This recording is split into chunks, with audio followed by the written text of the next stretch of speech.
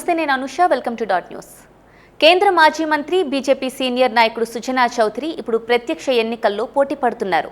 అది అసెంబ్లీ బరిలో విజయవాడ వెస్ట్ నుంచి పోటీ పడుతున్నారు. ఆయన ఇప్పుడు బీజేపీ సీనియర్ నేత అయినా ఆయన ఒంట్లో ప్రవహించేది మాత్రం పసుపు రక్తమే. ఇంతకాలం జాతీయ రాజకీయాల్లోనే చక్రం తిప్పుతూ ఢిల్లీలో ఉంటూ వచ్చిన సుజనా తెలుగుదేశంలో ఉన్నప్పుడు ఇప్పటి వరకు పరోక్షంగా ఎంపీగా ఉన్నారు. విధి వక్రీకరించిందో తలరాతో గాని ఇప్పుడు అసెంబ్లీ ఎన్నికల బరిలో దిగాల్సి వచ్చింది. ముందుగా విజయవాడ ఎంపీ సీటుపై కన్నేసిన సుజనా చౌదరి అది తెచ్చుకోవడానికి మాత్రం వెనుకబడ్డారు. వెనుక ఉండి ఎంతో కష్టపడి బీజేపీతో తెలుగుదేశం జనసేన పొత్తును ఖరారు చేయించిన సుజనా చౌదరి బీజేపీ నుంచి కూటమి అభ్యర్థిగా విజయవాడ నుంచి పోటీ చేయాలని భావించారు. తన రాజకీయ గురువు చంద్రబాబు చెవిలోనూ ఆ మాట వేశారు.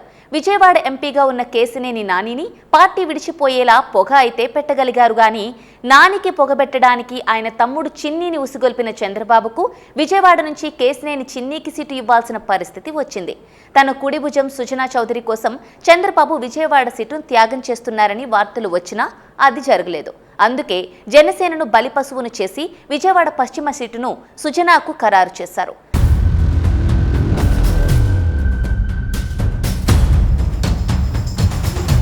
సుజనా చౌదరి బీజేపీలో ఉన్నప్పటికీ ఆయన మనసంతా టీడీపీనే అని అంటూ ఉంటారు. అందుకు తగ్గట్టుగానే ఆయన కూడా వ్యవహరిస్తూ ఉంటారు. చంద్రబాబుకు కుడి ఎడమ భుజాలుగా ఉన్న సుజనా చౌదరి సీఎం రమేష్ నాయుడు 2019 ఎన్నికల్లో టీడీపీ ఓడిపోగానే బీజేపీలోకి ఎందుకెళ్లారో ఇప్పటికే పెద్ద ఎత్తున చర్చలు జరిగాయి. తన రాజకీయ ప్రయోజనాలను కాపాడుకోవడానికే తన పార్టీకి చెందిన 4 రాజ్యసభ సభ్యుల్ని బీజేపీలోకి చంద్రబాబు పంపారనేది బహిరంగ రహస్యమే. అందుకే 4 ఎంపీలు బీజేపీలోకి వెళ్లినా వారిపై అనర్హత వేటు వేయాలని టీడీపీ కనీసం ఒక్కనాడైనా ఫిర్యాదు చేయలేదు. ఇదంతా గతం. ఇప్పుడు మళ్లీ బీజేపీతో జతకట్టిన చంద్రబాబు జనసేనకు ఖచ్చితంగా ఇవ్వాల్సి ఉన్న బెజవాడ వెస్ట్ను తన దత్తపుత్రుడు పవన్ను ఒప్పించి బీజేపీకి అంటే సుజనాకు కేటాయించారు. ఆ ప్రభావంతో జనసేన సీనియర్ నేత పోతిన మహేష్ షాక్కు గురై పెట్టేబేడా సర్దుకొని వైసీపీలో చేరిపోయారు. ధనబలంతో ఎప్పుడూ ఢిల్లీ రాజకీయాలలోనే ఉండే సుజనా విజయవాడ వెస్ట్ ఓటర్లను ఎలా మెప్పిస్తారన్నది అందరికీ అనుమానమే. సర్వం డబ్బుమయం అన్నట్లు డబ్బు వెదజల్లి ఓట్లను కూడా కొనవచ్చని భావిస్తున్నారేమో.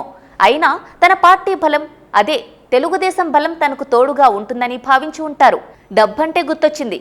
బ్యాంకులను కొల్లగొట్టి అదే బ్యాంకులను మోసగించి ఓసారి బ్యాంకుల నుంచి వ్యాపారాల కోసం రుణాల రూపంలో దండిగా దండుకున్న డబ్బు ఉండగా ఇంకేమి బెంగ? పరోక్షంగా పదవులెందుకు, ప్రత్యక్షంగా పోటీ చేస్తే పోలా అని సుజనా అనుకొని కూడా ఉండవచ్చు.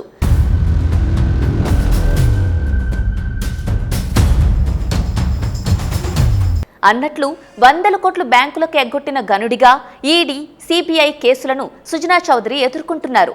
ఎదుర్కోవడం అంటే బీజేపీ కప్పుకొని పునీతులు అయి పైకి గొప్పగా కబుర్లు చెబుతున్నారు. అసలు సిసలైన బీజేపీ నేతలకు సీటు రాకుండా తన్నుకుపోయిన సుజనా వంటి కమలం వీరులు ఇప్పుడు తప్పక గెలుస్తామంటూ తెగ గొప్పలు చెబుతున్నారు.